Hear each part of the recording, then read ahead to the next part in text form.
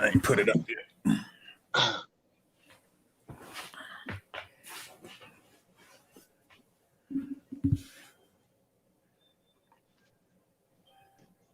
Wanted to do that just to make sure we were colors.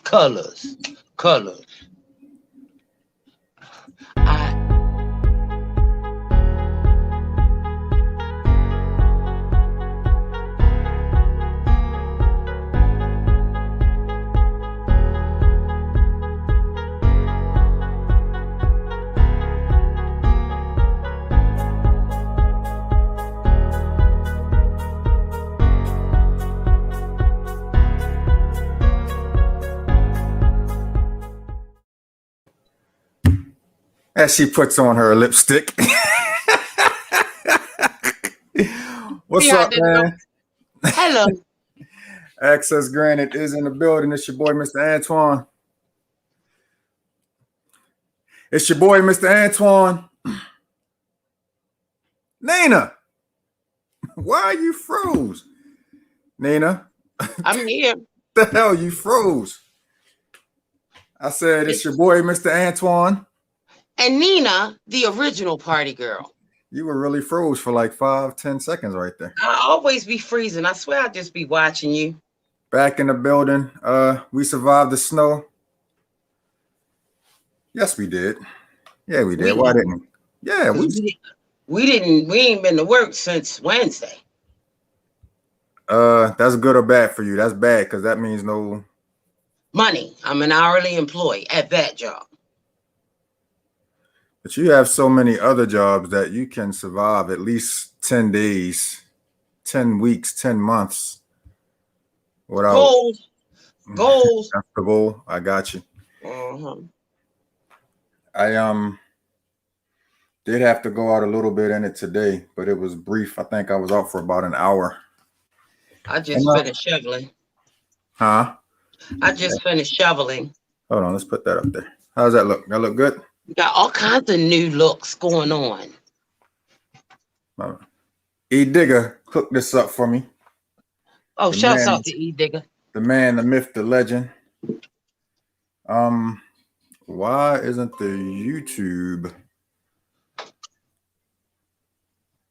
Now I match the background. Now you match the background. Can you show everybody the whole background real quick? You had everybody on the. She got the OPG thing going on. She has the. I saw the toilet paper earlier, which was a great view. Shut your mouth. Every studio has a bathroom. Now we could do an exclusive. Like I could slide over and use the bathroom while we live, you know. That's what we are not going to do.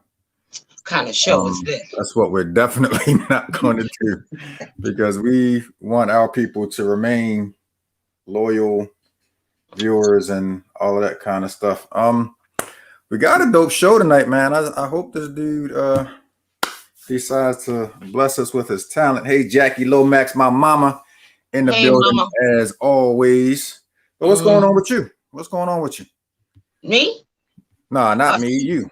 Oh, I didn't know if he was talking to your mother or you got your, you got your easy. You got your Easy E wife beater. You know, South Central LA in the summertime with the flannel hat kind of thing going on. All right, what's good, bro? Me, bro? No, not you, bro. To that, but I'm talking about your attire for the evening. It's hot, and it's hot, and it's a song that says that it's hot and it's I'm a little warm. I was out shoveling, and I was a little warm. Like I'm over 40, so you kind of got to be careful and pace yourself when you're doing these physical projects. So instead of me waiting for somebody to come through, I've just started doing it today, so I don't got to deal with it in the morning. I have a nice climate in my house. You know, my daughter, the chef, is cooking stuff, so it's another kind of hot going on in here. So, I mean, I'm just hot. That's all that is. I got you. Shout out to Darling. I am still blackity black History Month all year long. Yeah, I thought you were referring to your complexion, but yeah, we are Black History Month all year. Shout out to darling Dina. Hey, checking Dina. in with us. And my man Larry, no, this is not a music show per se, but we do have musicians on here every now and then. And if my guests don't show up, I'm gonna just start recruiting people on Facebook to get on here and talk for And then I'm a rap like Easy 5 E. minutes. I'm already. Give me one Right. easy. Give me one Easy E rap. That would be the one that you remember the most. That might be the only one I know. But that one I know. Oh my gosh! No, that can't be the only one. You are a. You're not quite a hip hop historian, but you know a lot of. Let me say this. I was here when hip hop was born. So I get it on the grandfather technicality anyway. Facts, as was I. I remember the first time I heard Rapper's Delight, and it was like 147 minutes long, and I was like, I don't ever want to hear this bleepity bleep bleep bleep again. And sure enough, I've heard that song probably 2 million times in my lifetime. 2 million and counting. It feels like it. It feels like it. I remember one day I left work. I live 17, 18, 19 minutes, give or take. I left my yard. I was listening to 92Q, which I never do. So that was the first problem. They put on Rapper's Delight. That song was playing as I was pulling out of my backyard. When I got to the other side of the tunnel, the song was still playing before I realized that the song was still on. And I was like, holy snap, I got to get this off of here. Got to get this off of here. But yeah, it's one of those long-term classic thingamajiggies. And our guest is in the building. Always like to see that extra face pop up in here, man. I'll be like, oh man, I'm gonna have to talk to Nina for an hour. I can't do it. That's terrible. Yes, you can. He back there cracking up too. Hey, look, man, this guy we got coming up tonight. Nina, are you familiar with him at all? Have you ever had the chance to sit down and partake in some of his amazing comedy? And as she goes off the screen like, no. Oh, we're talking about talent? We're talking about talent. Yes. Okay, I didn't really know what the show. Yes. I have seen him before, yes. You've seen him before. Yeah. So you've seen him. I started to get a Heineken specifically for this show, but I didn't have a chance to run to the store, unfortunately. So we're gonna have to go with just, my regular, my 12 regular things that you have. I'm gonna need you to start sipping on something during the show too. It doesn't have to be an adult beverage. I just need you to, yeah. But without further ado, man, we're gonna bring him up. Bring them out. Bring them out. Don't take it personal. Bring them out. It's Bring them out. comedy. Yo, My man, what's going on, brother? Cracking up, man. I'm over here cracking up. That's not working. Because y'all don't drink what I drink. What I'm sipping on, y'all ain't gonna like it. Oh, really? How do you know? First of all, What you got? Prune juice on the beach? He said prune juice on the That's the only thing I ain't gonna like. We can have a whole game show on what are things you sip on. Whoa. As See, he's that's bringing what I'm out saying. the Julio. What's Okay. Is a worm in it? No, that's the cheap stuff.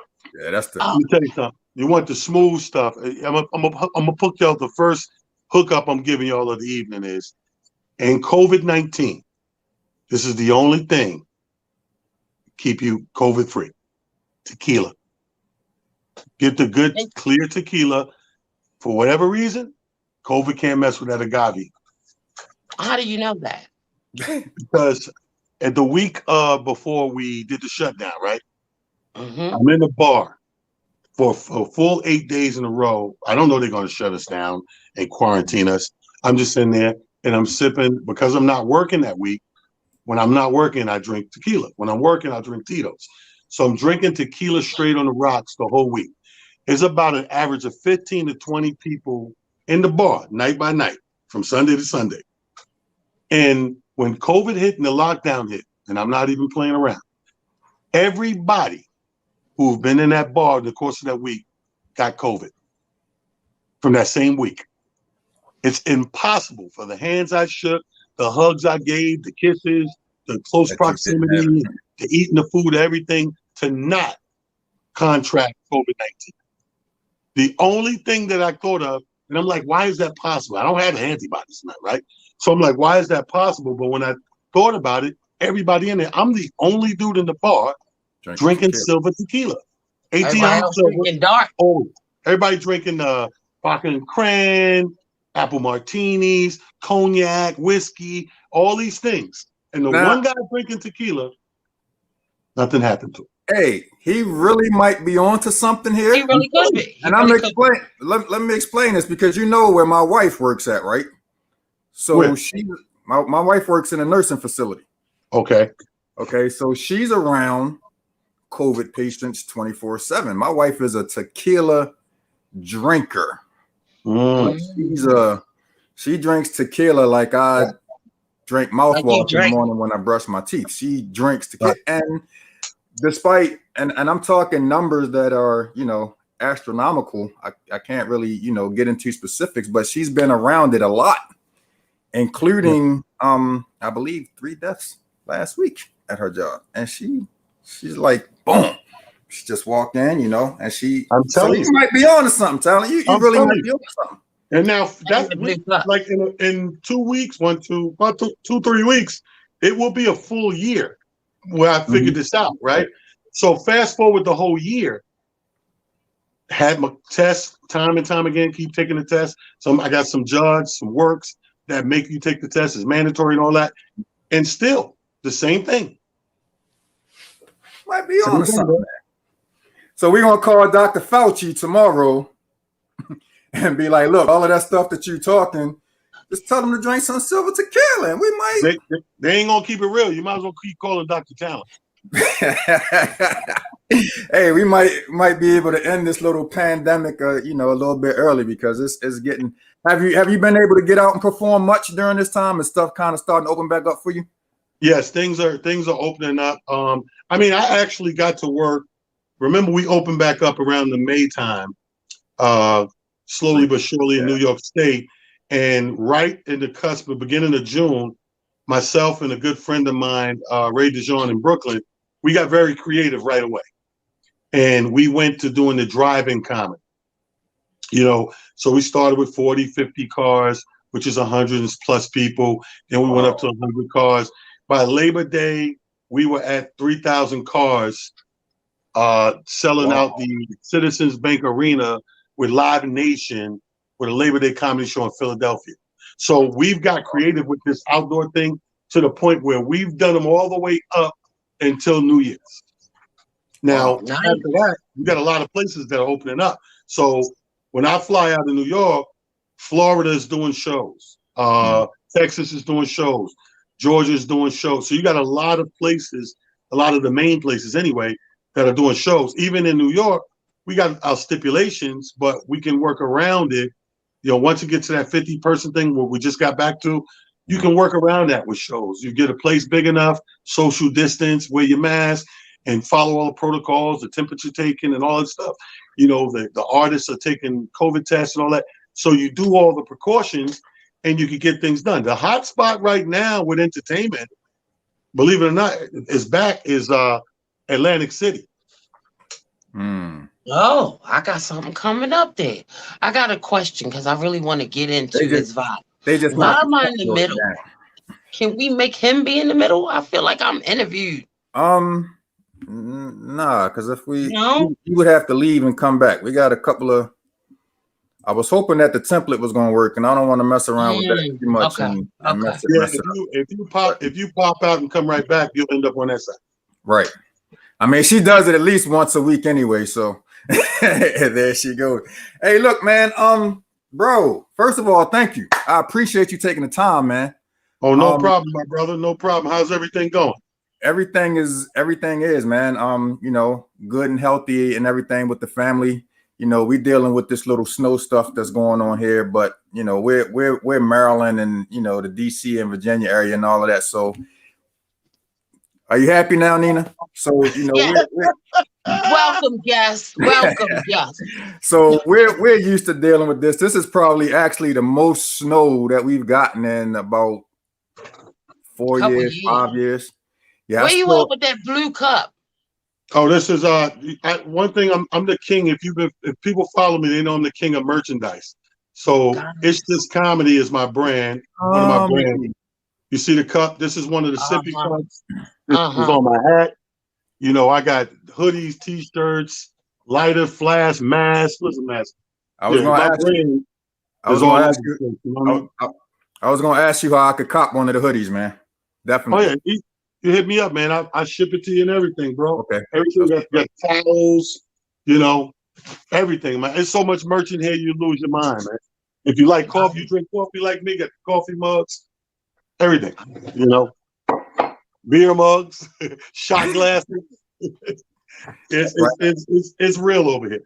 That's right up Nina's alley. So look, man, this is a question that I've always wanted to ask you, bro. Like you have to me, one of the most unique styles of comedy that I've ever seen.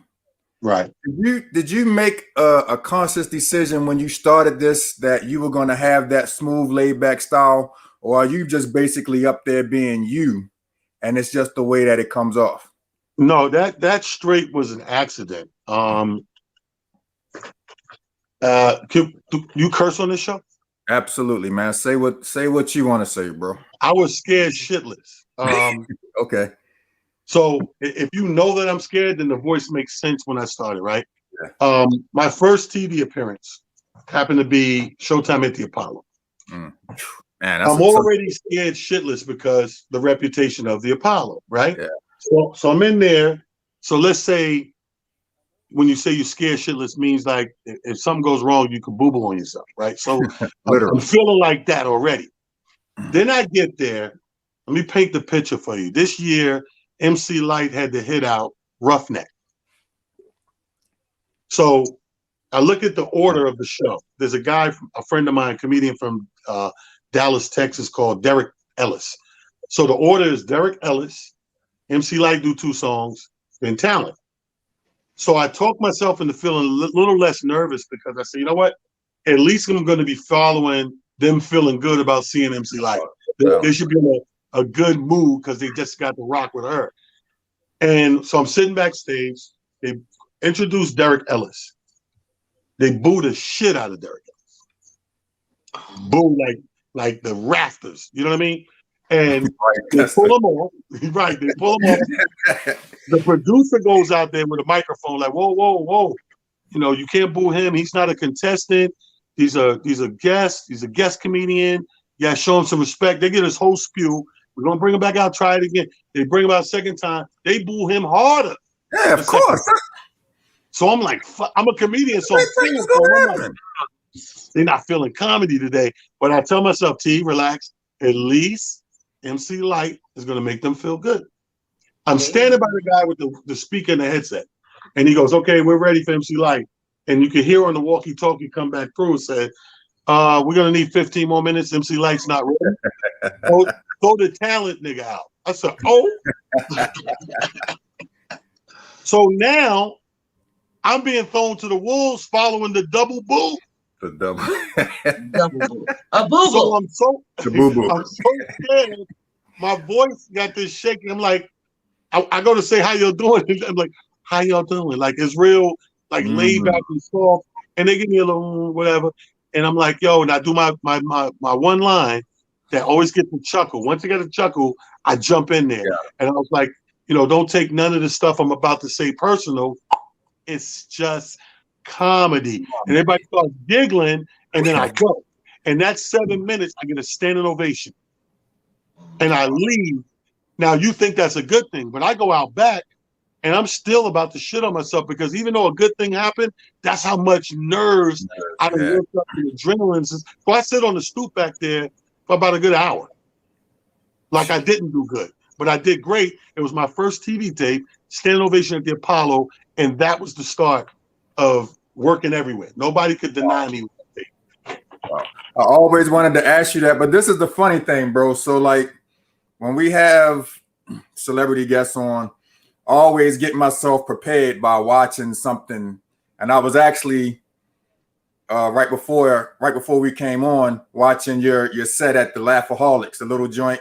I think that's in Atlanta where you stand up on the bench. But earlier today, I watched Sunset Park, which is where I really know you from. And this is the funny thing. There's a scene in the locker room where you guys, I believe, are getting ready for a game, and you talk about the girl on the subway and how you just grabbed your joint and you made her, you know what I'm talking about? Bro, the funny thing is you told that story and you had a bottle of water in your hand like you were holding a Heineken. And you told that story the exact same way that you tell your comedy on stage. And I'm sitting there and I'm looking at this and I'm like, that's crazy. the same cadence. The same exact way, bro. Well, you know what happened with Sunset Park? Shout out to my guys from that movie, because especially Fredro. Fredro and I were the two guys from New York in that movie. It's a true story about a high school basketball team in New York and Brooklyn. And we're the only two guys actually casted in the movie that are from New York. I'm from Mount Vernon, Fredro's from Queens. So when we got the script and we're going over the script, we keep saying to each other that, you know, everybody else is from somewhere else, so they don't get it. But Fredro and I are like, yo, we can't say this shit, man. The slang is kind of old, right? In the original script. So we went to the writer and we said, hey, man, people ain't saying this shit no more. Like this shit and this shit, we sound crazy. Can we say how we saying, like the slang we talking in New York? He said, yo, by all means, make this shit real. You know? So he gave us that leadway, that green light. So Fredro and I, as we went through all those scenes, we were spicing up, adding our stuff. So even a lot of the stuff that you see me saying that sound crazy, I had to, they let me imply my comedic to it. Even the Bruce Lee story. Bruce Lee was black. The girls down south buy him a chicken. You get the punani. Like all those stupid ass things is me adding to the thing. Like when we outside talk, I'm like, yo, they're giving us spice ham in the lunchroom. I can't dunk off a spice ham. You know, like dumb little shit. All that's improv. So that was all ad-lib. Wow, that's amazing. And that was a movie, man. I looked at the cast, man, and to see Terrence Howard, a very young Terrence Howard, a real young DeAndre Bonds.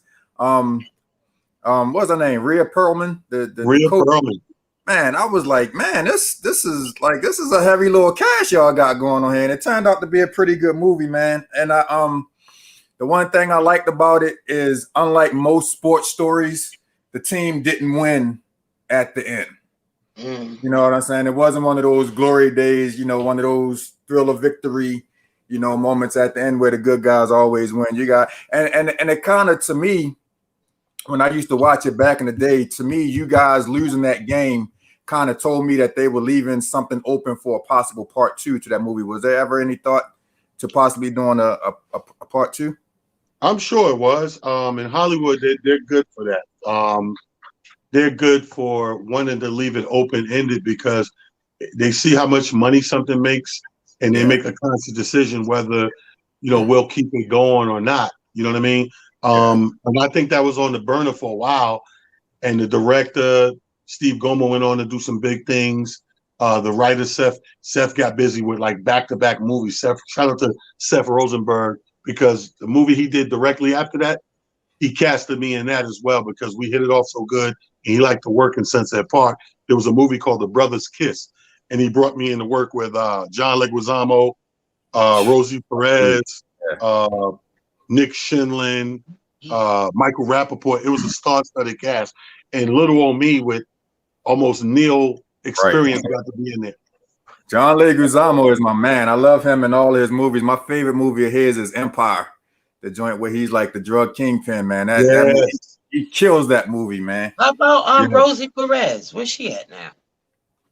Rosie Perez, I just seen her in she's in a show. Let me see what it is. I just seen her in a movie. What the hell was that she's in?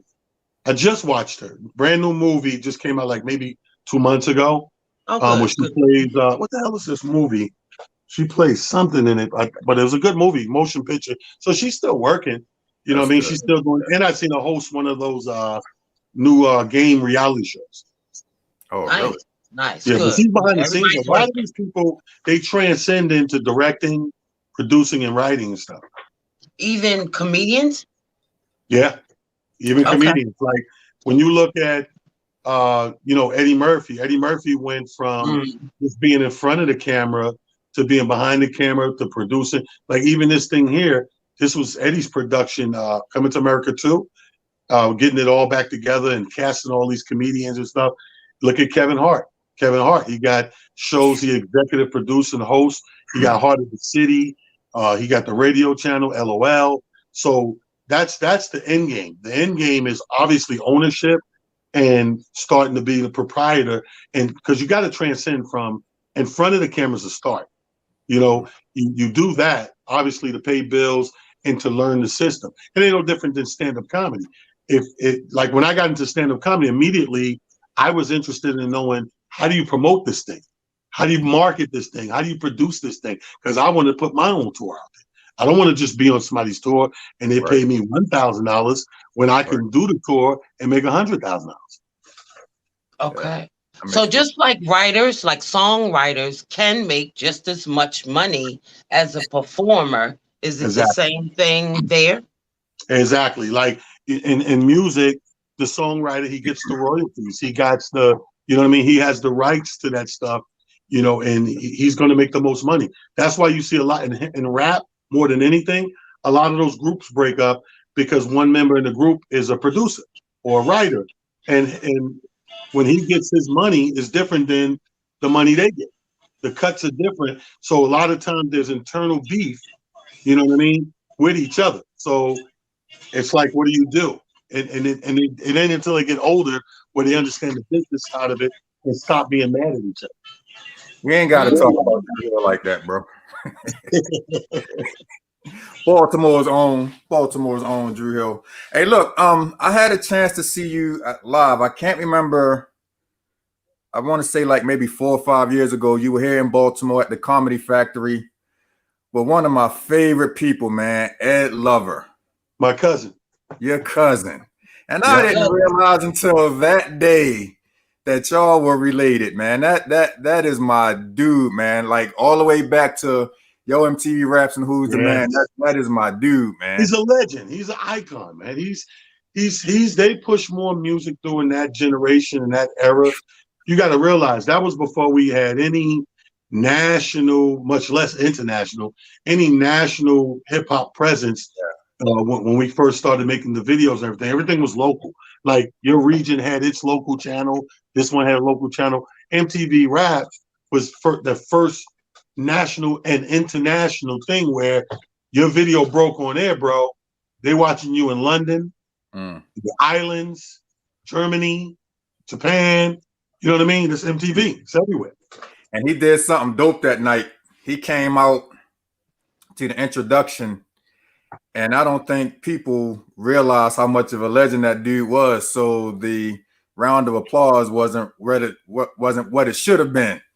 So he basically got up there and said, "Look, motherfuckers, I'm Ed Lover, blah, blah, blah, blah, blah. I'm going to leave off the stage. You're going to play my music, and I'm going to come back again. And y'all give me it again. Let's do."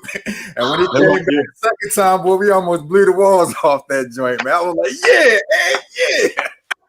Right. But it was funny, man, because I didn't know up until then. And I think I literally heard the ad for that show about 2 days before you guys were actually here. And I was like, I gotta go. Right. I didn't know Ed did stand-up comedy at all, man. I always knew, like, I've seen him in his natural element just be funny and probably said, yo, Ed need to be doing comedy. But I never knew that he actually stepped up on the stage and started doing that. Right. Well, he had started. What happened is here in New York, Ed was like the king of morning radio for a long time. Yeah. And what happened in New York with the comedy club, what a lot of comedy clubs would do when they want to bring in urban flavor, so to speak, they would get the hot jocks to host the night at the comedy club. So Ed took over like Wednesday nights. And he would host his own thing. So when he hosted comedy night, Ed was constantly trying to be funny, trying jokes out, or whatever it may be, to the point where he really was like, "Oh, I want to do this," And he had a couple of deals on the table with Comedy Central, a couple other things. So we would get booked to play those nights, you know, and then when he got the deal with Comedy Central, he brought me and a couple of cats in as writers for that show. It never got picked up, it never aired, but he was getting these offers, which made him dive completely in and was like, you know what? I'm taking the trainer wheels off. You know, putting the guardrails down in the bowling alley, and I'm just going to throw this ball and see what happens. And he stuck with it, man. And one day, because I was more on the road than him with comedy, one day I'm ripping and running a couple of years in a row, and by the time I come back and he called me, yo, cuz, I'm serious with this thing, man. You know, he stopped at one of the spots I was at. He was like, give me 5 minutes. And he went up there and did about 10 minutes, and I was like, okay, cuz, you have arrived. You have arrived. You have arrived at the family reunion, my brother. And getting that stamp from you had to be big for him. So how did you get your overall start in comedy? We got to take it back. I always say we got to take it back a little bit for Nina because she. I did have some questions along that line. I know you started with us at the Apollo, but before you even got to the Apollo, how do you know you growing up to be a comedian? Is this something you chose, or what was your flow, your path? Well, let me say this. I'm gonna answer the how did I start, and then I'm gonna ask you to give you the mind frame. I started my first time on stage. JB Smoove brought me on. JB Smoove and I grew up in the same projects in Mount Vernon. JB Smoove was doing a room right on the border of Mount Vernon and the Bronx. Called the Lady Eye. He was doing Sunday nights, and when he was promoting it one day, he gave me a flyer. He was like, "Yo, you should try it. Come on out, whatever the case may be." I thought about it for a while. Eventually, he put me up in what they call a New Jack segment for 3 minutes, and I had a good time. I went up. I loved it. I fell in love with it instantly. Came back the very next week and went up again. They wouldn't let me go up a third time, which was a great thing because it made me venture out and find all these other spots and really get my flow on. But I want to stop you. Stop. So how did JB know to even consider that you could do that? What were you doing before that? But how do you know, or how do we know that you're funny? We grew up in the same project. So you got to real in New York, one of the big things in the hood is snapping, capping, bagging, jonesing. Like when you cracking on everybody, that was our cracking. Okay. So as a natural person, we knew each other. We knew all the funny people in town. It's a very small town, so you knew the funny people because we snap on you. Like he didn't want to snap with me. I get to talk about some other, it get ugly. You know what I mean? So from that alone, from that funny capping and joking in the parking lot, is in the playground is how he knew that part. But to go back further as a kid, I always knew I wanted to do comedy, but as a kid, I thought, in my heart of hearts, I didn't know it was a career. People made money. I thought it was a hobby. So my plan was whatever I retired from, I was going to do that as a hobby, comedy. I didn't know people made money. I didn't know it was a career. And it wasn't until Def Comedy Jam came and changed the game, changed the whole landscape. When Def Comedy Jam came and you realize people were filling out tax forms and signing paperwork to be on TV and stuff like that, then and only then are you like, oh, they doing this for a living. You know what I mean? So when I did the Apollo, that was my first time signing a piece of paper to be on TV and a tax form to receive my check for appearance fee. And what they did when you join the union, SAG and AFTRA, they end up suing a lot of these production companies because they were robbing us. They were paying us to appear on TV, and they were keeping the publishing money like they wrote the jokes. So they wasn't paying you all your money. So let's say I got a TV show and I bring you on, right, Twan? And I say, yo, come on and perform. And he signs his paperwork and he gets $1,500 performance fee. Okay, that's cool for performing, but when it airs on TV, where's his check for writer publishing? Where's his writer publishing? Somebody's keeping that. Somebody's not paying you that. And that's how the early 90s and 80s were. And then they had a big class action lawsuit, and all those residuals started to come back. Nice. Sounds like hip hop. Now, what if somebody else writes your jokes? Well, they would get the publishing if you filled it out. Gotcha. It would be up to you to keep it real that somebody wrote the jokes and write them up and sign them in for that publishing. You know what I mean? It goes back to what we were saying about music.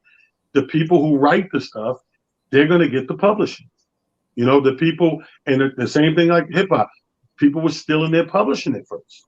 It took them a lot of years to figure out there was more checks than just the advancement check and just the road money. They owe you money because you wrote all these raps. So did you used to get smacked in the mouth at the table? Like, what kind of kid were you? Were you a funny kid?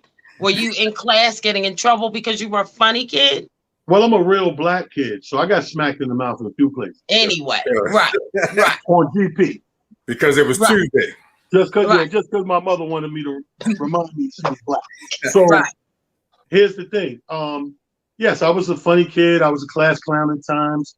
I had to go to summer school a couple of times because I wanted to be the funniest dude in there. I got most of my funny off in school, you know, because school to me was the best audience. Who needed more relief? Who needed more comic relief than people that were somewhere they didn't want to be? They say the funniest places you could be is jail and school. Two places people do not want to be, and work. People don't want to be at work sometimes. So the person at the job who's funny, they love that guy. Let me buy you some coffee. Let me buy you lunch. Lunch. Where you from? New York. New York. Can you say where you are now? Are you still based in New York? Yeah, I'm born and raised. Money earning Mount Vernon, home of Denzel Washington, Heavy D, Albie Shaw. You know what I mean? Yeah. Ski Rock, CL Smooth. We all in here, man. DMX. Okay. So comedian, I'm sorry, go ahead. No, go ahead. While I'm looking for this picture, go ahead. Comedians, I'm gonna think Robin Williams. Comedians have a way of dealing with everyday situations in a funny way, but a lot of them have their own, what's the word? I don't know. They're not funny on the inside, or they use the funny to cope to help other people cope. True. Well, I think that's a misconception. I think that each comedian mimics and mirrors each person, period. I think there's different people in all walks of life. You got sad people, happy people, joyful people, energy, loud people, quiet people. Comedians are just people. So you're going to run into all different kinds. You're going to run into people who have problems that they're dealing with. The only thing I can say the common that's close to that is no matter what we are going through, happy, sad, or mad, or glad, when it's time to go to work, we still got to go to work and make you laugh. I totally get it. I've been on stage making people laugh, knowing goddamn well I got a warrant out for my arrest. I rode in the car driving dirty to get to that gig to get that little couple $100, knowing that if I get pulled over, it's gonna be a couple of thousand to get bailed out. But again, we're people. Everything that you know in life to be, you can find a comic that's going through that, or that's been through that, or resembles and mirrors that, because they're human. Why you like your job? I've always loved my job. First of all, when I touched that stage for the first time, and I guess this goes back to being a kid, having that notion that I would do it no matter what one day, you can feel a calling.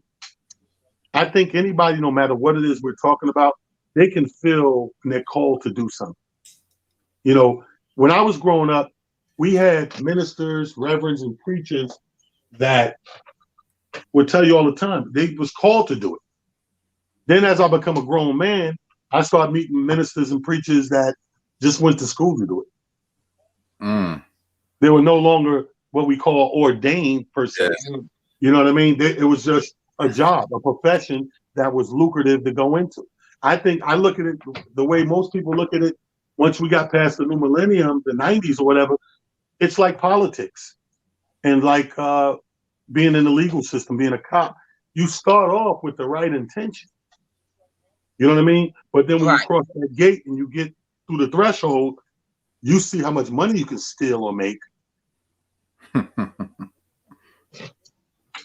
right. I'm mad because I got a picture of us somewhere in my Facebook journey that we took tonight at the Comedy Factory, and I was trying to pull it up, but that was so long ago, I can't pull it up. I want talk a little bit about that first time on Def Comedy Jam, man, because Def Comedy Jam was Bro, I can still watch that to this day. Bernie Mac is still my favorite on there. Rest in peace to the legend. That I ain't scared of you. My first time with Def Jam is the time that nobody saw. My first time is the one that never happened. I got picked to be on Def Jam the year before everybody saw me. I got picked the season before. And by the time they went to, play the sets and who they picked, I was using too much music in my jokes. And what happened is, what I realized at that time is, you couldn't use music if it wasn't Def Jam music. Mm-hmm. Like you know Facebook what I mean? Now. So they wasn't, Russell wasn't clearing no music. Yeah. So because he wasn't clearing no music, and my closing joke when I did the audition, it was a big, stupendous roar of a joke, but it had 3 clips of music in there that they wouldn't clear. So they just said, skip that guy, let's keep it moving. Tell him what the situation is. He'll come back next year better with a set without that music. And then I made it on. You know what I mean? So when I got on, it was, I wish we knew in that moment in time how big it was. We knew it was big, but we had no clue how big. Did you attend the what was that, the 25-year reunion thing that they did? Oh my gosh, man. That was amazing. Amazing. That was amazing.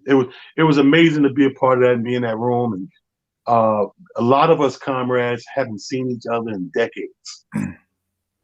Some of us see each other, but like I would say 50-50, like 50% of us, like me and Steve haven't seen each other in over a decade.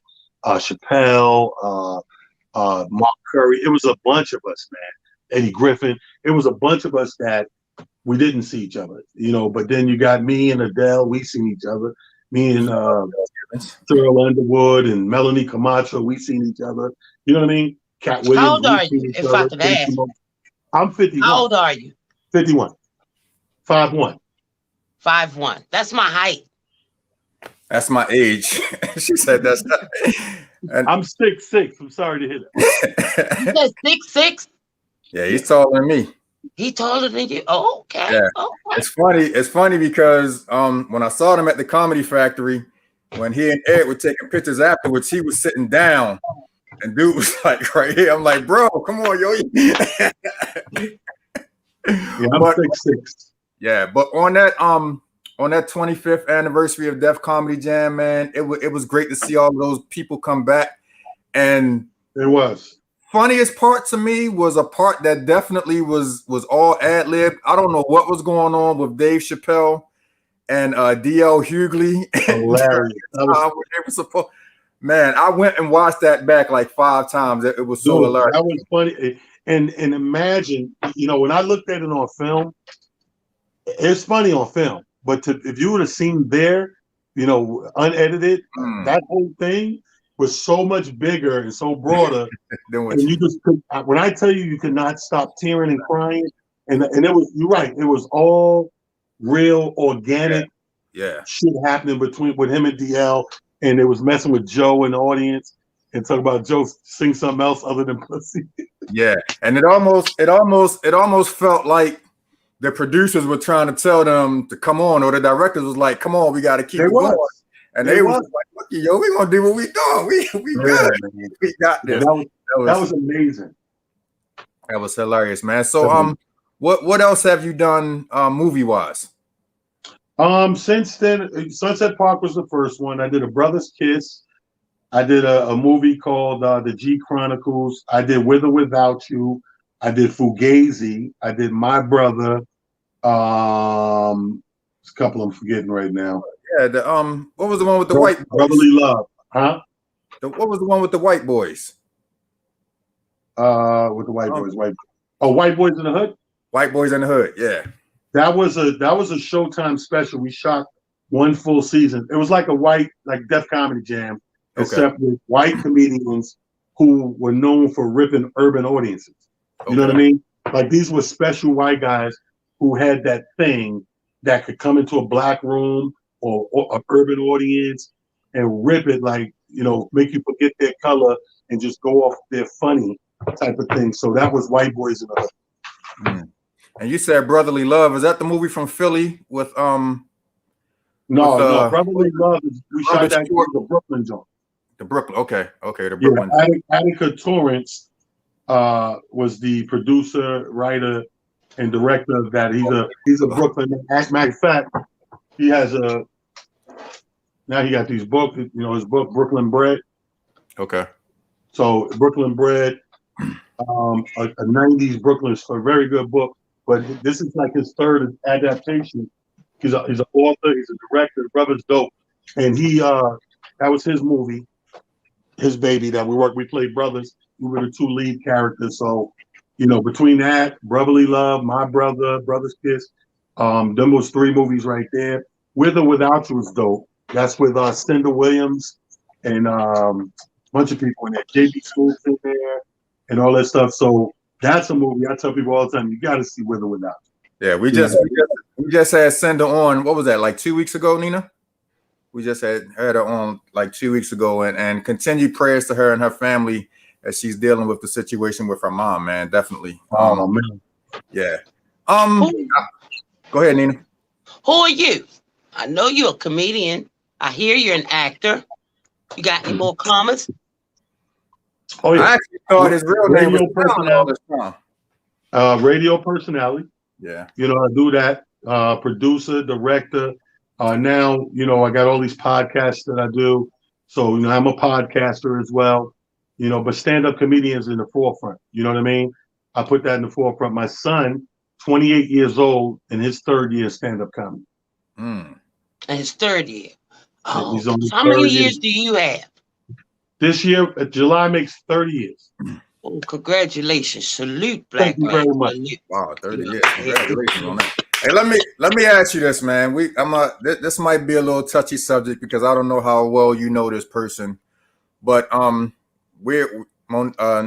Nina and I are coming at you live from Baltimore, and Monique is our hometown hero when it comes to the whole comedy thing. We have some others here. We have some others here, Ricky Shackelford, Howard G, and everything. But Monique is like the pathfinder. Yeah, Larry Lancaster. What did you think about the whole situation that she went through? Kind of feeling like she was being blackballed. The whole she couldn't get a special on Netflix and everything. If anything, how did you feel about that? Well, I mean, first of all, me and Monique are like this. Like we did the Def Jam tour together. We brother and sister, and you know, to keep it 100, I thought that she overshot it. It wasn't that she couldn't get a special on; she wanted to be paid more. And it's okay for people to want their worth and want to get paid more. Ain't nothing wrong with that. But I think she overshot it and was wrong in the case of she started throwing a bunch of people under the bus. Yeah, she made it, a gender thing. She made it a race thing, and she was throwing her fellow comics and colleagues under the bus in the midst of her trying to get paid. I didn't agree with that, right? And then more importantly, I didn't agree with her reasoning was that she had won an Oscar. Now, some people agree with it, some people don't. I happen to be a person that think that one thing ain't got nothing to do with the other. You know what I mean? I could be the #1 porn star. I can't charge you for that when I do my special. I can't say to Netflix, yo, man, y'all need to pay me more. Look at the shit I'm banging on these pornos. Nobody's song is bigger than my shit in these pornos. Netflix gonna say to me, we ain't got nothing to do with you. What that got to do with us, right? Yeah, it ain't got nothing to do with 1 hour on stage. So I thought that's apples and oranges. You know, if you're going for an acting gig, by all means, throw your fucking Oscar in their face and get paid. But when you're going to do comedy, that ain't got nothing to do with what we want to pay you for. Right. You know what I mean? And when they gave her the reasoning, it was real. When they said, listen, we go off of, and they handled it like a promoter would. A promoter's going to pay you by what he think that the asses in the seats you can bring. Meaning, why would I pay you $10,000 if you can't bring in $10,000?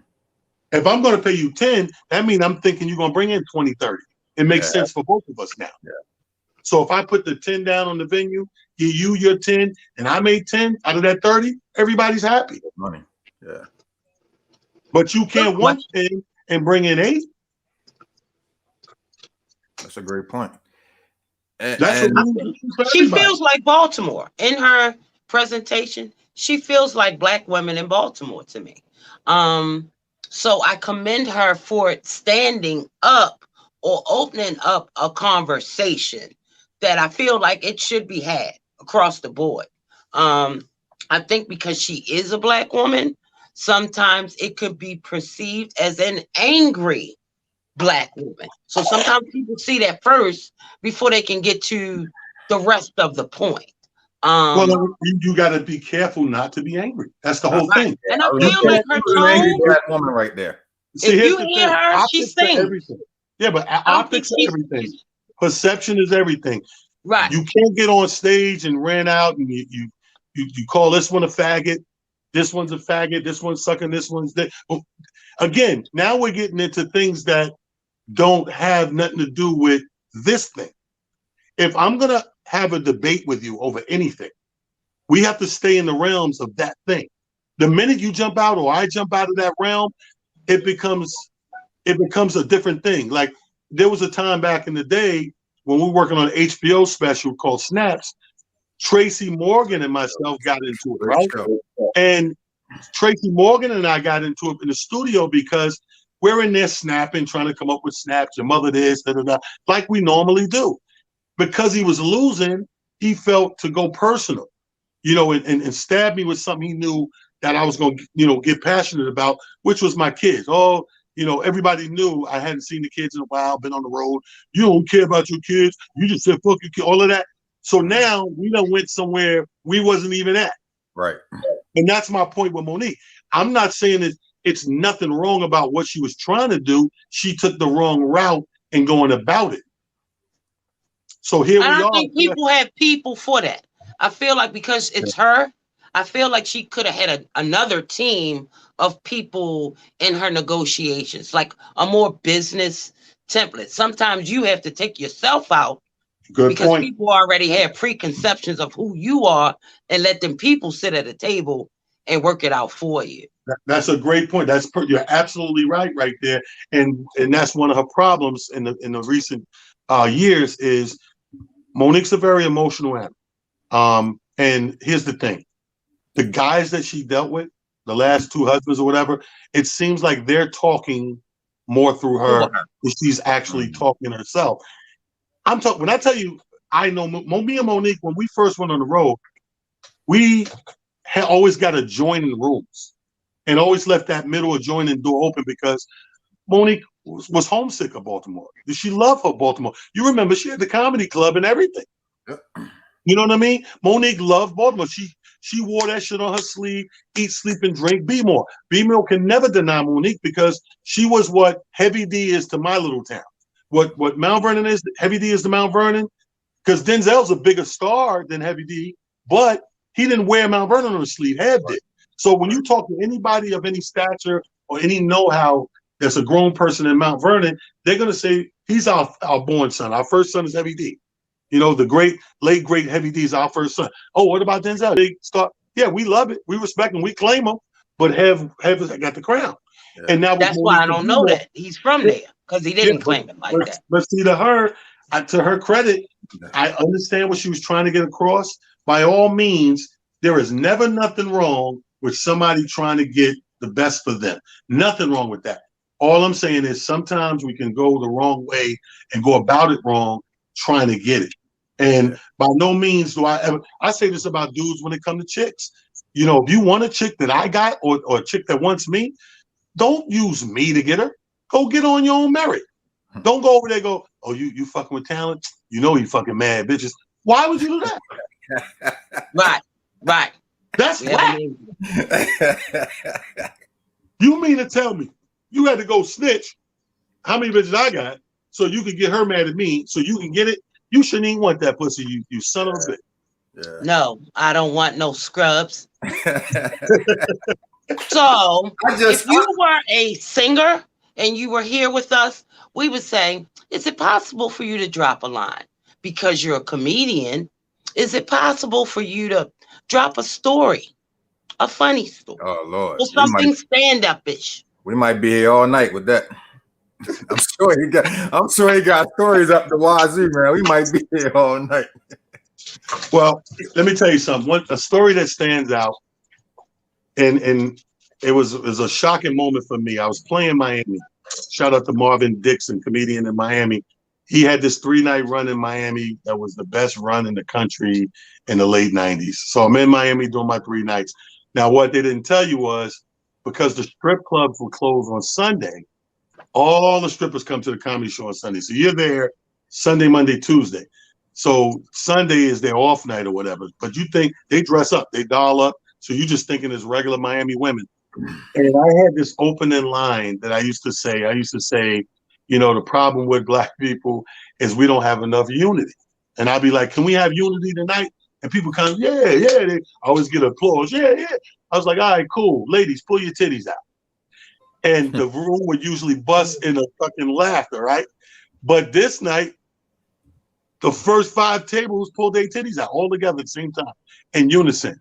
Dude, flabbergasted. Like, I didn't know what was going on. I had did this joke 100 times, and the 101 time I do it in Miami, and everybody go boom.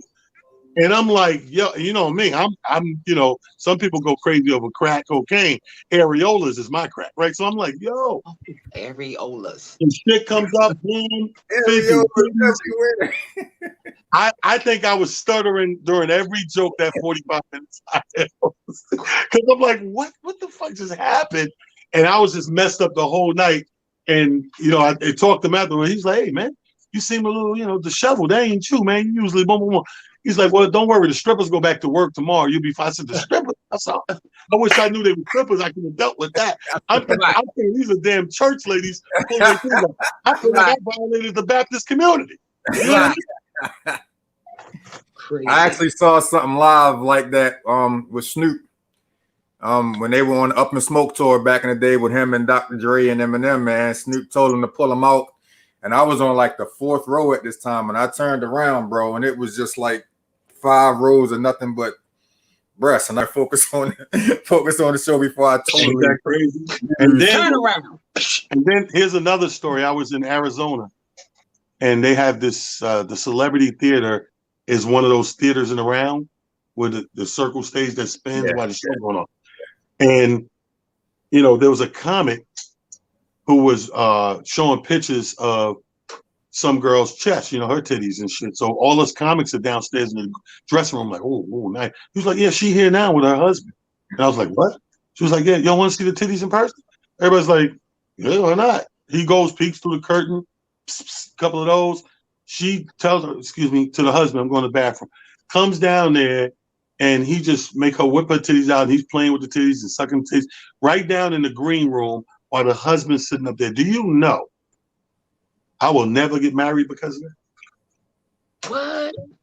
Hey, Now, bro, You could have said, I will pick the right wife. You could have said that. Now you just not get married because of that. Nope, never. If that shit can happen, I wish I would. do you have any That's not a normal openers? situation. Do you have any openers available on your road crew, man? I know a couple of dudes that might want to come slide through. I know a I'm a couple of married man, bros so I who can't do it. But Well, first of all, the titty tour is over, bro. These are old stories. The titty tour is over. You know what I mean? We're doing a 2-year. Now we're in a 2-year ass tour. You know, no, I'm just playing. The titty tour is over. Michael Blackston. So look, the Dave Chappelle situation. It looks like he finally got his money from, was it Showtime's? HBO? HBO No, one- Comedy what- Central. Comedy Central. He finally got his money from Comedy Central.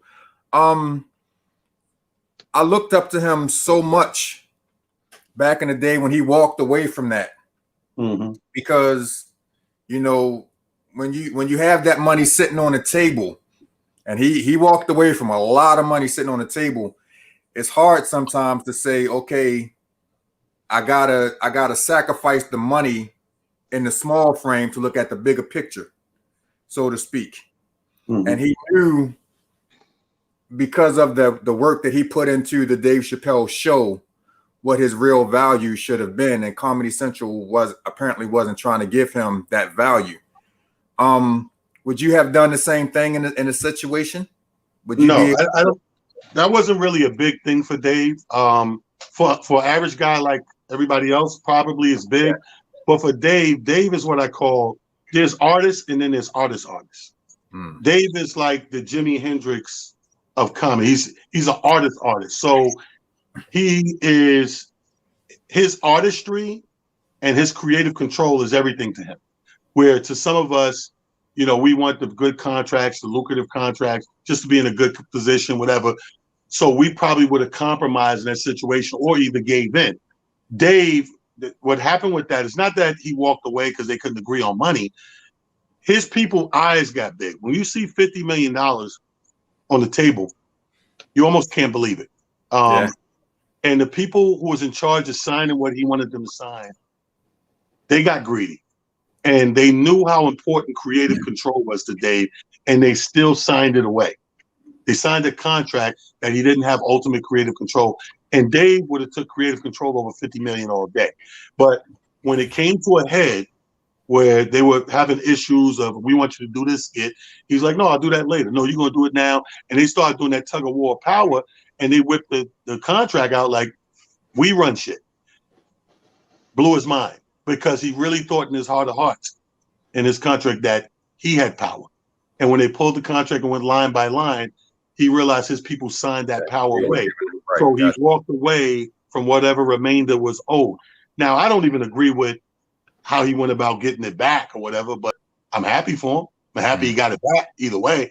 I thought that my thing is when you sign a contract, I'm all about, because I'm on both sides of that gate sometimes I'm the guy booking a comic and sometimes I'm the comic being booked. So I want fairness down the middle. And I know that when you sign a deal, I don't want people coming back in the ninth inning changing the deal. That's why we worked out the deal. Nick Cannon's doing the same thing. He went after them. Oh, they stole my own. They didn't steal anything. You signed a certain deal. You was all good. And then, just like any other relationship, when people break up, here come the bullshit. Yeah, I agree. Shout out to my man DJ Miles checking in. He's just put on Facebook, it's just comedy. I'm telling you, man, that's like that's like one of the dopest taglines in comedy, man. And I felt myself at one point in life, man, just telling people like, yo, just calm down. It's just life. Just calm. It's just life. It's not that serious. And I got that from you saying that it's just a movement. When I tell y'all it's a movement and the merch is serious, let me get a little bit. Where you going, Nina? It's exclusive. We're about to show us the merch. Look at Party Girl. He done got up and left. Okay. So look at it. Wow. That's the Godfather Jordan. The Godfather shirt. Wow. I have a comedy club in New York and Buffalo and Rochester upstate. So this is the comedy club logo on the hoodies right here. You got this kind of stuff here. You know what I mean? See the burgundy one. Oh, let me see here. Let me hook you up. Oh. This is like the light hoodie right here. Gotta match that perfectly. See right there. For those of y'all, that's one burgundy one, and then you got the burgundy one that has the face and the comedy brick wall on it. For those of y'all just tuning in, we're going through the merch room of my man Talent. Yeah, so you got a lot of different merch. So this is that Godfather look again. You know what I mean? The only difference with this is that color, that beige color, like that khaki color and stuff like that. So you got the mask, you got the different masks. You got the red and black hats like this with the Run DMC type of thing. You know what I mean? So with the logo right there. Yeah, I mean, it's like a little eye test. It does look like an eye test. So, you know what I mean? You know what I mean? So you got the beer mugs right there. It's just comedy. You got the beer mugs right there. I got the drink glasses. I got the shot glasses. I got the thermos cups and all that stuff, So it's a movement, and the merch is crazy. You know what I mean? Is all of this stuff available online? Yes. Right now I've been selling everything online on my social media because all my platforms are rocking with my podcast shows. So people are tuning in 7 days a week. So we're constantly if you go on my IG, a ton of full pictures of everything from the hoodies to the cups, to the mugs, to the thermoses, to the DVDs, the CDs, the hats. What do you have on? Right here? What do you have on right now in the hood? Oh, these are promoters, the Elliott brothers in West Coast. So I Okay. told them, because when I leave you, I got another thing I got to shoot for them. So I just threw this on early. You know, this is their thing. Like if I do one of my, what I got around, I always got some merch somewhere around.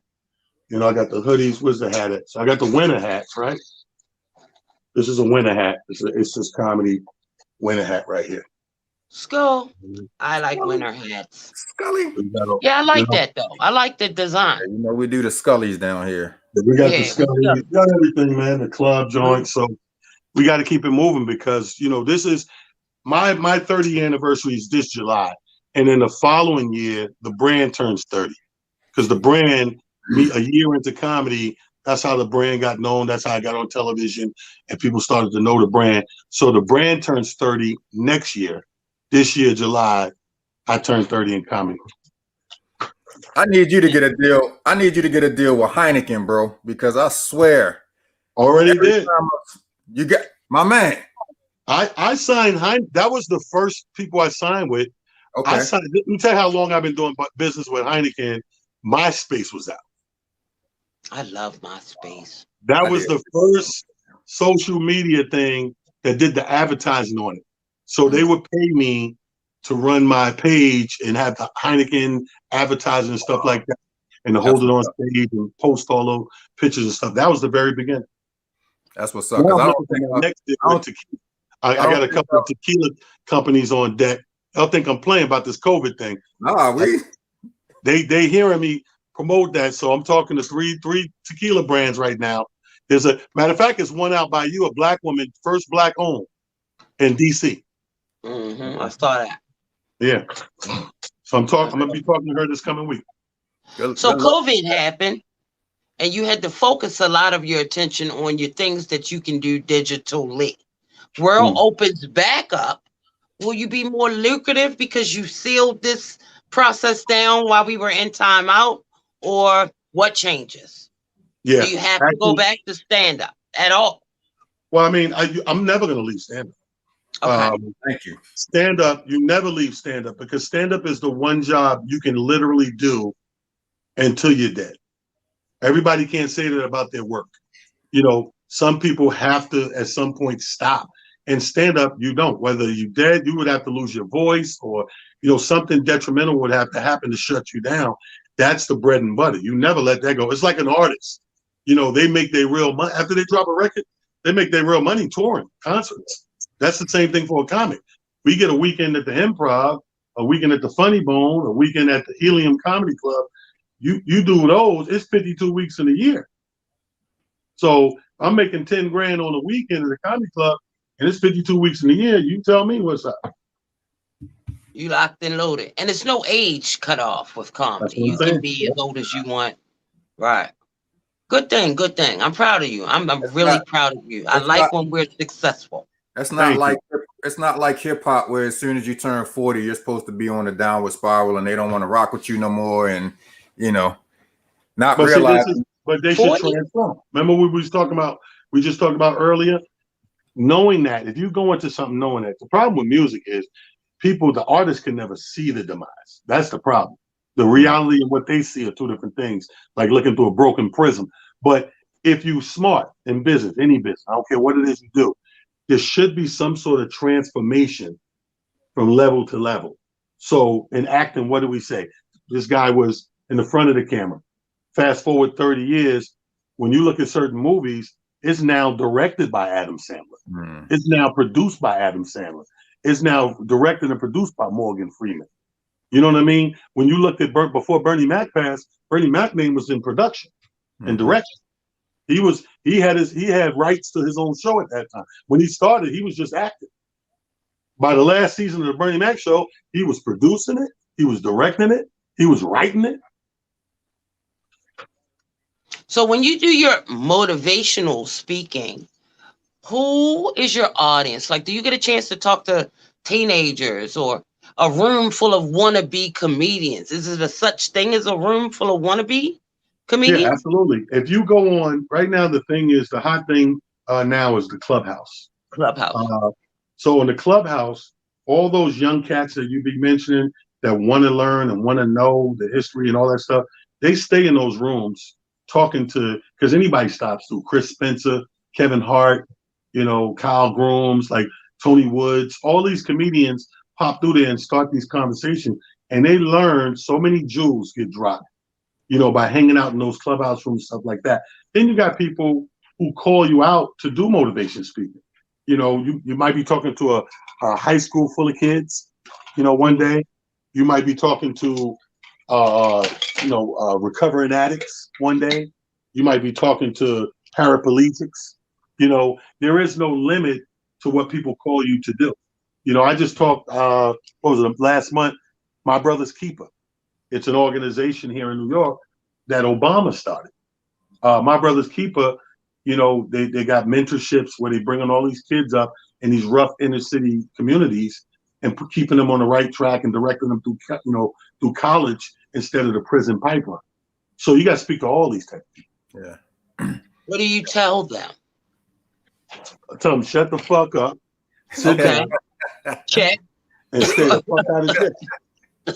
Stay out of jail. As soon as they come out, I say, give me that crack. Let me tell you something. No, but when you tell them the truth. The good thing about people like myself talking to troubled youth or people with the potential of going the wrong direction is that we're coming from a real place. I'm coming from a place that my family did that. I'm coming from a place where we've lost people to the streets. I'm coming from a place where our closest siblings and aunts and uncles did 10, 20, 30, and 40-year bits. So when you're talking to people who can give you that perspective and real, not hypothetical, but reality-based. Hypothetical, we can play that game all day. But when you sit down with somebody that's really done it, I was on a Zoom show the other night where they had this brother on the West Coast who now is the owner of 5 separate businesses, including Popeye's Chicken and seafood restaurants and all that. This brother did 30 years. This brother did 30 years for 3 strikes and doing, crime with the gangs and all that shit growing up. This man's in his 50s or 60s, and now he's an entrepreneur what does he do as his give back to society? He goes back into the jails to talk to these people on a regular basis. Because if they see him and know he just did 30 years, and now he's like the My Pillow guy out here selling shit and got proprietorship everywhere, they're looking at him like, yo, keep my fucking head clean and get out of here and change my life back. Yeah. Sounds like the dude Sharice here in Baltimore, Nina, that was in jail and he used to cook in the kitchen and learned how to make that special sauce. And when he got out, he opened up a couple of restaurants with some chicken and rice with that special sauce. And now he got like three restaurants and 2 food trucks around here, man. And done sold them to the Mexican people. Did he? Ooh. Some of them ain't him no more. You can tell. Didn't know that. Tell. So who are you happy that you get to be like, in your face? Who told you you ain't shit? You ain't never gonna be shit. You play too much. You don't take life seriously. And what? You gonna be in jail. Who was that teacher telling you were never gonna amount to nothing? Because it might not have been a teacher. Yeah, I was about to say, it wasn't none of the teachers. I think for me, it was, what's crazy is I didn't get that as a kid. Good. I got that as an adult, start making his way. So when I moved out of my mom's house in the 10th grade. I was in the middle of a school year, 10th grade, right? So I got a little job, enough to rent a room to stay in and finish school and everything. But it was the people who see me, every little accolade, every little progression. That group of people my age was like, man, you ain't doing shit, blah, blah, blah. You're going to be back here doing this or whatever.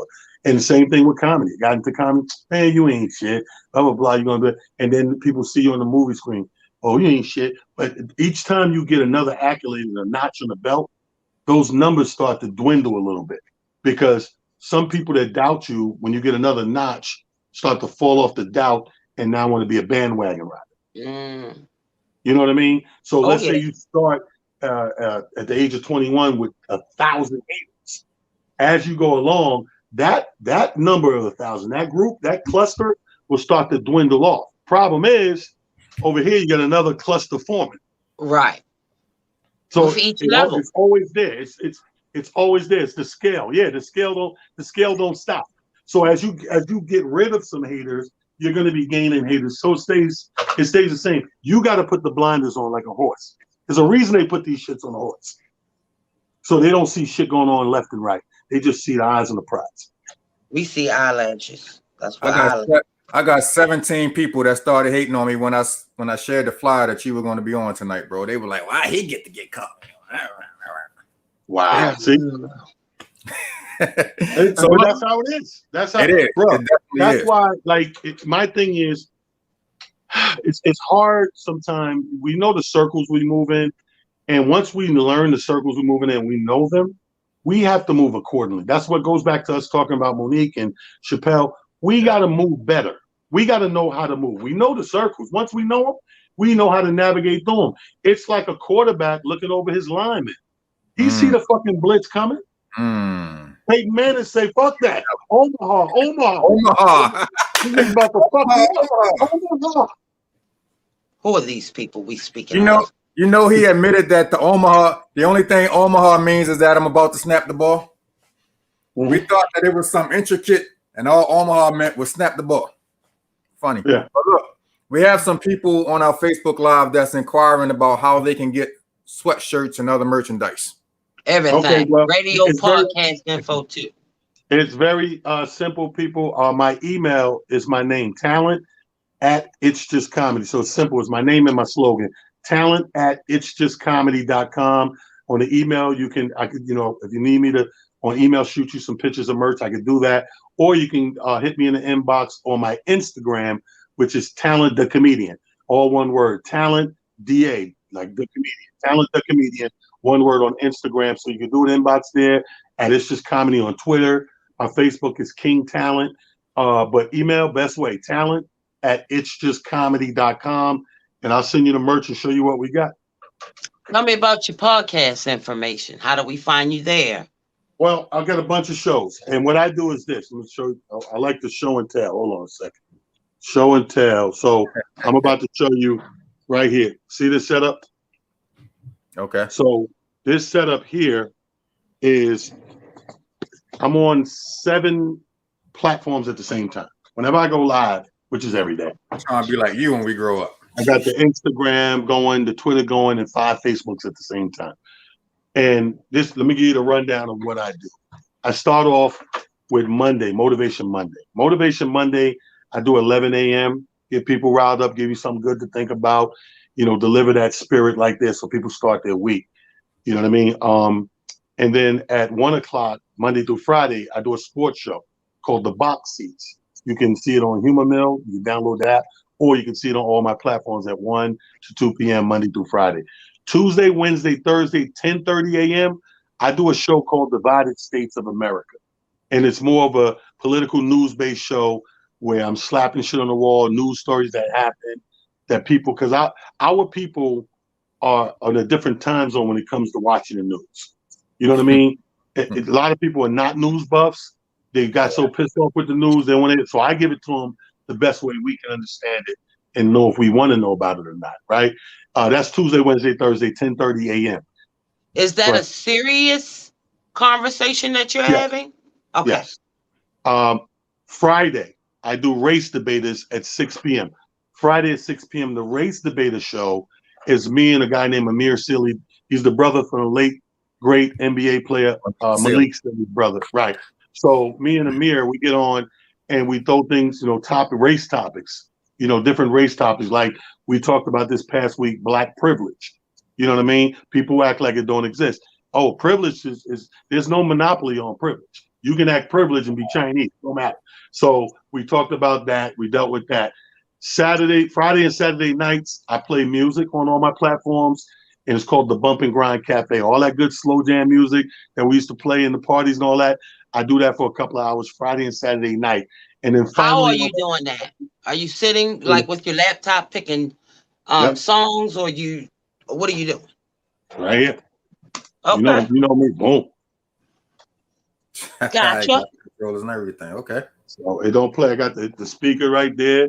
The speaker right there. You know what I mean? Like I got the whole setup in here. So one stop shopping. Just keep it moving. You know what I mean? Okay. And then last but not least, Sunday at 1:30 is a comedian out of the West Coast. Well, he's from Philly, but he lives in L.A. Italian comedian named Rocco. We do soundtracks and Sunday stories. So we pick a soundtrack of a classic movie, and we'll break the soundtrack down in the middle of us telling war stories, like sort of what we were doing on here. You do a lot. That's a whole week's worth of. That's that big. And you be mad if we do 2 shows in a week. That brother on here every day. Now keep in mind that's in the middle. 2 shows a week. Keep in mind that's in the middle of raising these 5 pit bulls.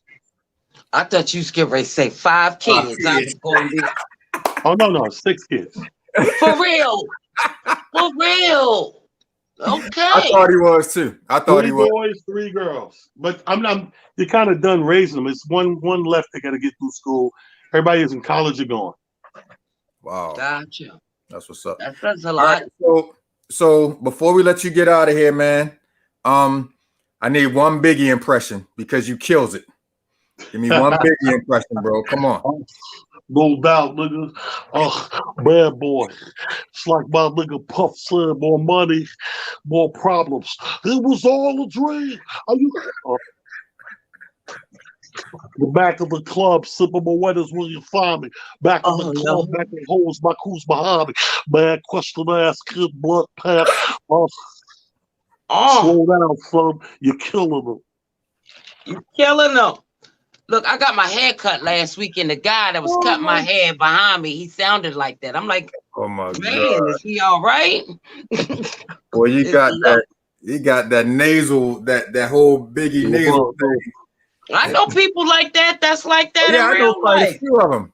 And he starts his show off on the video that I was watching earlier like that. That's why I told him to do it, because he killed that joint. I was like, yeah, COVID got people in the mask. Every time I like hit the stage, I like to pay homage to B.I. You know what I mean? Yeah. Because Biggie was, he grew on me over the years. Like, he just got better and better in a short period of time. So I like to pay homage to him. That's my way. You know what I mean? Yeah, appreciate that. So what do you have on deck for 2021, man? Man, 2021, man, we're waiting for everything to open back up, get out here. I got to shoot 2 documentaries this year, and hopefully, with the grace of God, finally get to work on its first book. I got 5 or 6 books I want to do, but I want to get to work on the first one.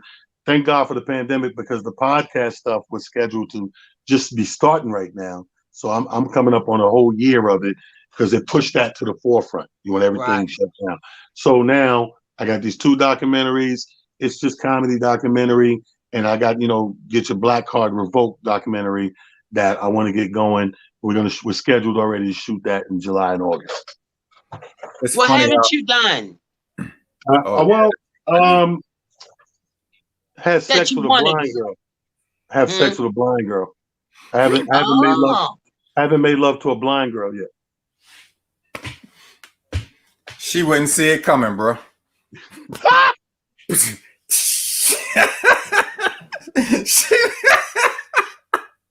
Hey, talent.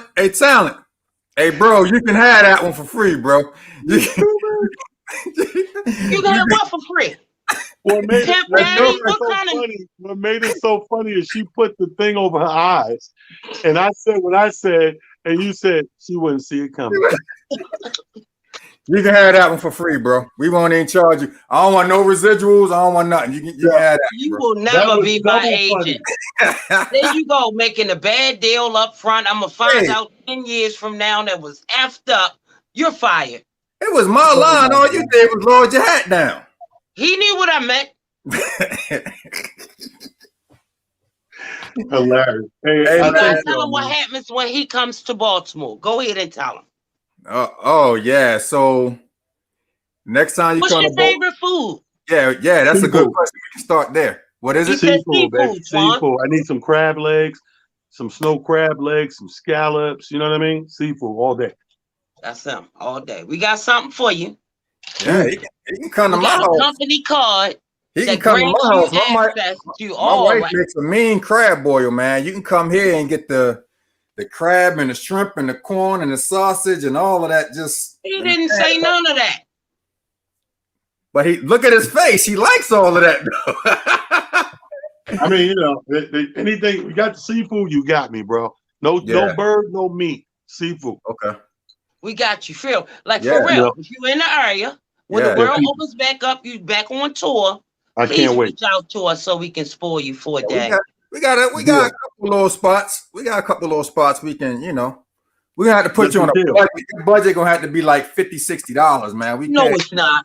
we no, ain't it's we don't not. make that talent money, so you know, we gotta put them on a budget unless Nina paying for it all.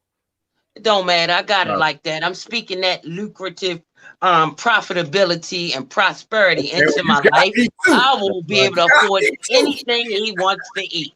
Absolutely, but definitely, man. If you ever in the area, man, because you know this is the seafood capital, like Baltimore, Oh, Maryland. yeah, I do know. Let me You tell know. you something. I don't eat seafood outside of the state anymore because I've had some. This is real shrimp. No, this is processed. You know, this is a chicken that you Exactly. pull the meat out of, and you know. So no, we don't do that. But yeah, seafood, man. We got that on lock. So the next time you come through, we promise you. We give us our word. As long as you reach out and let us know, you know. 2 weeks, the amount of a paycheck. 2 weeks notice. Yeah, give us a chance. You know, give us a chance to get my whole check. Give us a chance to get the EBT cards right and all of that. And I got a quick one for him. Who are you looking at as an up and coming comedian? Who should we keep our eyes on?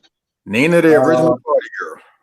First of all, my son, he's way better than I was at 3 years. Wow. And this young kid he rolls with name is Julio Diaz. What's your son's name? Talent. His real name is Talent. My middle name is Talent. His first name is Talent. Is he performing under Talent? Yeah, young Talent. Okay. He got to. He ain't got no choice. I gave it to him. You gave it to him? Okay. I Daddy wish he said would so. use another name. After I put that shit on the birth certificate, I'll kill him. So, no, he's him and his boy Julio Diaz are rocking and knocking down doors. I travel. My opening act, this guy named Aldo Laugh. He's phenomenal. You know, and Sean Harvey. Yeah, Aldo and Sean Harvey. Yeah, that's dope. You guys gotta come. You guys gotta come hang out in Atlantic City, man. April Fool's weekend, we got something going. Didn't you just tell us that's the hottest COVID spot? Did you just tell us that? No. When I say hottest, I mean place that we're running to do this thing. Right. Yeah. Oh, okay. That's the hot spot because they can accommodate, you know, what you need to do. Like you get it's a good hot spot. Okay. People, right. You put 100 people in a ballroom to hold 1,000. You got more than enough space. So when are you there? April Fool's weekend. Hey, you know what? You know what, bro? That's actually great. If you can send me the information because that's actually my wife and I's anniversary weekend. Oh, absolutely. I might be able to do it in the email right now. Well, yeah, I got you covered, man. And they just knocked the last Donald Trump hotel down up there, so I just want to come look at the empty space. I'm so mad I missed that. I didn't know that they were doing it until I saw a bunch of YouTube videos the other day, and they covered that like they covered the inauguration. Yo, I'm so mad. I'm like so Donald mad. Trump's last hotel on the boardwalk comes down. I would have loved to be there. You hear me? It wasn't no mask out there. It wasn't no social distancing out there. You just had a bunch of people that hated Trump and said this is the last of his legacy here. We want to see it come down. They were out there. They were out there. I hope I see you guys out there, man. I just emailed you the information. Okay. Email me back. You know, I would love to. You know, you and your wife come out there. We take care of you, and you know, make sure me and you and Toasty says anniversary. Well, she's a Jose Cuervo person, but we'll make an exception depending on what deal you sign by that time. Tell her I said she could do better. Ain't nothing in that bottle. He done drunk everything out the bottle. She's a Jose Cuervo person because that's what her dad drank, and that's the first time I had tequila. The first time I met him, he put a shotgun down on the table or a pistol down on the table and 2 shot glasses and said, "We're gonna talk about you and my daughter." And I was scared after that. I ain't had no choice but to get married. It worked. Yeah, it worked. Hey, you gotta do how you gotta do, bro. 20-something years later, we still together. Your social media real quick, man, and then we'll let you get out of here. Let everybody know how they can follow you again. Hey, listen, people. On Twitter, I'm at It's Just Comedy. On Facebook, I'm King Talent. And on Instagram, Talent the Comedian. Just that simple, baby. Yo said King Talent. I put in 19 Facebook It's searches. 10 pages. That's the newest one. That's too much, bro. King Talent. Hey, man, definitely, bro. Appreciate you hanging out with us, man. I'm gonna follow up with the emails. I'm also follow up to see if I can get me a hoodie and all of that good stuff, man. We appreciate you, bro. I got y'all, man. Salute, guys. Thank you so much. Have a great one. Absolutely. Love you, bro. All right. Yeah. My man. Nice. Nice. Nina, what's that on the top of your head? No, the top. Oh, you got the tag. Okay, you still got the tag on there. I always do that. I ain't surprised you don't know that. And on my sunglasses, so people don't be taking my stuff. I know my stuff because the tag's still on it. Oh, I thought it's because you plan on taking it back after you wore it 3 or 4 times. I would never take back this. This is who I am. That you are. Great show. He was cool as a fan. My dude. As a fan, you're not old enough to be saying shit like Cool that. as a fan. Yes, I am. Boy, he was cool as the air conditioner. That's granddaddy language right there. He was cooler than Nina before the drinks. 'Cause after the drinks, he just become a whole different person. Who? Now I can put the hold up. Let me put it back up there now. Where is it? You said after the drinks. You Back up ain't. there. I gotta get I think I needed to have him on and kind of switch things around. But again, shout out to E Digger for hooking up the templates for us. This has all of the information that you Happy can birthday, find. Anissa Maureen. What? She did a she did a cross country drive I over keep the. trying to tell you that's called a road trip. No, that's a cross country drive. That's a hike. Road trip. It's a lot of Pisces out there. Shouts out to all these Pisces. Happy birthday to you all. They're very wise and strong and So this wise. is Pisces. They know a lot. This is Pisces season that we're in. Yes. Okay. I only pay attention to Sagittarius season. So all that other stuff I don't know about. So I mean, hey, it is what it is. I'm just being honest. It's just comedy. No, I'm just playing. So March the 6th, are we talking about that out loud yet? What's March the 6th? I don't know. You told me it's a Saturday and I need to be available. Oh, I believe that's the 8th. First of all, I think The you gave the wrong date. Let me look at that. I don't know. Let's lock that in because that's like a him. No, it is the 6th. You're right. It is the 6th. Let's talk to him first, DJ King Ray. Okay, I didn't know who he was. Now I know. Yeah, DJ King Ray. Let's see if he still wants to. And we got people that want to get all in our business since we always getting up in everybody else's business. I don't have a problem with that. I hope they can handle it, but I don't mind sharing it all.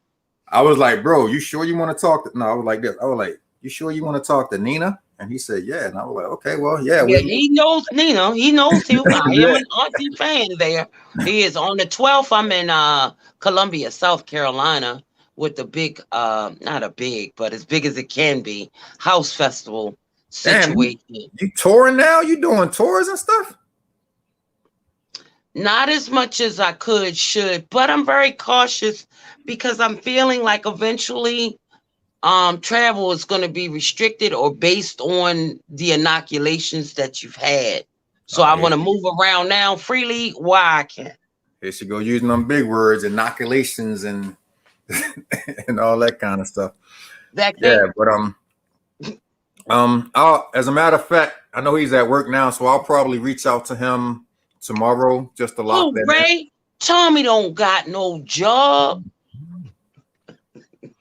He actually does. He works with a lot of people. He actually has about 2 or 3 jobs right now. Yeah, he's got tremendous growth going over there in his corner. He's growing up really nicely. Yeah, things are working out. He actually just hit me up over the weekend because of a single that he put out with an artist that I can't name right now. but we're gonna be doing this little video situation. I might make a little cameo and jump in and just say hi and wave and then get out the video because I don't do that in front of the camera type thing on those kind of situations. But definitely looking forward to him, and shout out to Blizzard. Nope. Indianapolis. 500. No. 5,000. I like to play guessing games. Give some right clues. T-Quest. T-Quest. Oh, T-Quest. A person. Yeah, okay, gotcha. Why? Yeah. What happened? Because she's just a part of the team that Ray and I have going on right now with some stuff that we got coming down the pipe. So she's shout out to her. And tune in this Wednesday. You have the day off again, Nina. This Wednesday, the hip hop roundtable went kind of well last week. So people said that we need to come back and talk about some stuff again. So is it a weekly thing? Are you thinking of it that way? I don't think it's going to be a weekly thing. Nah. We might love hip hop. We might do this week and maybe a couple of other ones. That's kind of like the filler when we don't have other stuff going on. You know what I'm saying? And those guys are so busy in their own right that I don't want to, I don't want to commit to that at this point. But you want to schedule 3 shows a week for me. But for the guys, they get okay. Hey, the guy that just got off does 5 shows a week. What's the problem? I don't understand. That's segues, because that's your word, segue. So my podcast will be returning. Absolutely. It's got a twist to it. It's Party Peep in a Pod. Party Peeps in a Pod. So it's not just restricted to house. It's all things party that will be happening. Even down to some visual decorating tools. People I see at a party, places I have a party in. So it kind of opens up the whole party piece of the OPG. Are you ever going to invite me on? Have you never not been on the show I was on? That's a great point. Like not never. Like not everything I do. I feel like I come and get you. Yeah, you do. So look, we got the hip hop roundtable coming up on Wednesday. Nina, again, I will give you the day off and I will pay you the same thing that I paid you for tonight. So you shouldn't have an issue. And then next Thursday, I believe. No, I'm sorry, next Wednesday, as I'm sitting here looking at it now. We'll be back, and we have the power couple of Mr. and Mrs. Jay-Z Mason. You know Constance Craig Mason? He has 3 names. Yeah. Her and her husband are gonna be here next Wednesday. They got so much going on. This is one of those times that I gotta revert back from what I'm trying to do, because I got to show them some love. And since they're not in Baltimore, it's not really, you know what I mean? They got books, they got webinars, they got speaking. They got a lot of stuff going power. on. They got a power couple. Yeah, that's what they got. They're definitely doing their thing now. And I literally just locked her in about an hour before we got on, and she sent me the picture. So I'm going to have a flyer done up for that. You said next Wednesday? Next Wednesday, 8 o'clock. We're going back to 8 o'clock. We only did 7 o'clock tonight because he has something else to do. But yeah, we'll be back at 8 o'clock next week. Okay. Now, do you know in 2 weeks we got daylight savings time, so it's going to be a little lighter, longer. We got the first day of spring coming up. Hey, what that daggone thing? The rat, the groundhog. Is that it? What did he see? Who knows? I don't pay attention to that stuff anymore. It snowed so much it covered him up. I didn't even see him. I don't pay attention. I haven't paid attention to Groundhog Day since I was in school, and I've been out of school for almost 30 years. So same thought here with me in football. I got you. Hey, don't talk about football like that. Don't tell me what to talk about. How come I feel like I'm taller than you? You sit lower. Because your hat is at the top of the screen, and I still got some room. I had my laptop sitting a little bit higher, but I didn't like the view, so I brought it down to table level now. And shouts out to Rest in Peace, sending love and hugs to the family and friends of Jimmy Jones. Jimmy Jones. One of Baltimore's Watch big, out for the big girls. Watch right, out for the club big girls. Watch producers. out for the big He girls. passed on. And Yeah. then Prince Marky D of the Fat Boys. Fat Boys. Yeah. Put it stick 'em. And it's funny because I actually thought that all three of them were gone at this point.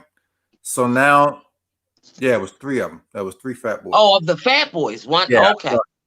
I thought all three of them were gone, but there's one. I want to say Cool Rock Ski is the one that's left.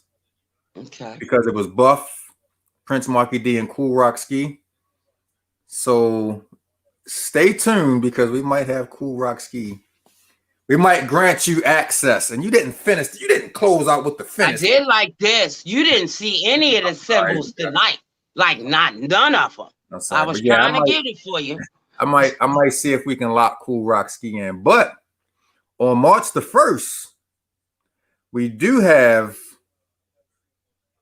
for now, one half of the legendary hip hop duo Nice and Smooth coming on. We have I saw that. I saw it. We have the smooth part.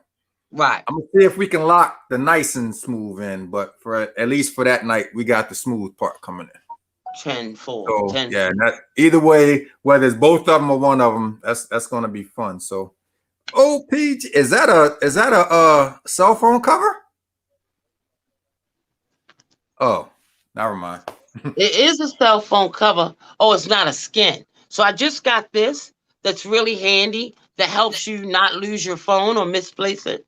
The day I got it, I lost my phone.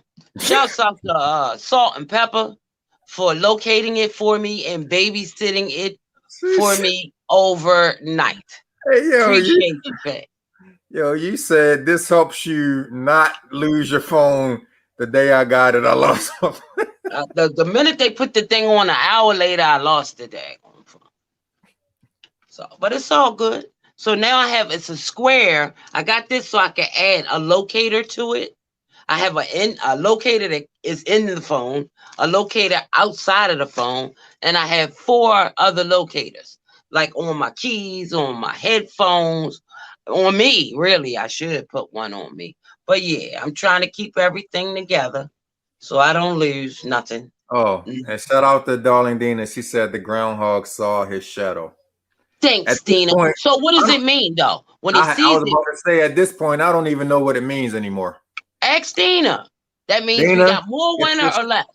Dina, if you're still on, well, it's going to be 50 degrees the next 2 days. So all of the snow that we had will melt the next 2 days. Tomorrow is the next 2 days, Nina. That's tomorrow and Wednesday. It's going to be 50 degrees outside. So, yeah, I love you too, baby. And yeah, after that, who knows? I always say when it's time for the baseball teams to go to spring training, I know we're getting close. Is it time for that? Yeah, they go tomorrow. They go this week. So I know we're getting close because they're either in Florida or Arizona. So they're going to the warm weather places already. And then we're not too far. But we're in Maryland, so we could get a snowstorm in June at this point, the way our weather is. Right. I did make some snowballs, made them all, packed them up, and I put them in the freezer so I can pull them out when I want to play with them. I threw 2 snowballs at my wife the other day. Yeah, boys, y'all play too much. Y'all be like, see how you did it? Pop, y'all be hurting. Y'all don't play fair. No, we don't play fair. So yeah, right, so you have a week and a couple of days off. Myrtle Beach. No, what? Now I just had it. It doesn't count if you don't know. Snow, it messes with your organization. So yeah, I had some days off, but I didn't know I was going to have them off. I said have, meaning upcoming. Because you're not back on until next Wednesday. So for real? Yes. So you have HAVE